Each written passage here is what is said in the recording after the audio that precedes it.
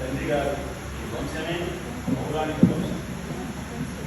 ఈ మాటలు భాగవత ధర్మాన్ని ప్రత్యేకించి వర్ణిస్తూ ఉంటాయి. ఏ విధమైనటువంటి గర్వం లేదు. అలాగే పండితులు ఎంతటి గొప్పవారైనప్పటికీ ఆయన పండితుల్ని సత్కరిస్తారు. ఇప్పుడు నా గురించి చెప్పారు చూడండి, నాకంటే గొప్పవారాయన. వారి తండ్రి గారు ఆశ్రమవాసి తీసుకున్నారు వంశం మొత్తం. అలాంటి భాగవత సప్తాహం అందులో ఈ అనంత వరం అంటేనే దీని పేరులోనే ఉందిగా, అన్ని వరాలు ఇచ్చేటువంటిదండి. ఎన్నో కోట్ల జపాలు చేసి, ఎన్నో వందల సప్తాహాలు చేసి అందరూ పునీతులై ప్రపంచం మొత్తంలో ఈ గ్రామానికి ఎనలేనటువంటి కృషి చేసి మన పీఠాధిపతుల దగ్గర నుంచి కూడా చేసినటువంటి గ్రామంలో అడుగుపెట్టడం ఆనందం కలిగింది. ఆ మహానుభావులు సాక్షాత్తు స్వర్ణ రూపం, స్వర్ణమైనటువంటి మాటలు, చక్కని ఆనందం, ఆలోచన.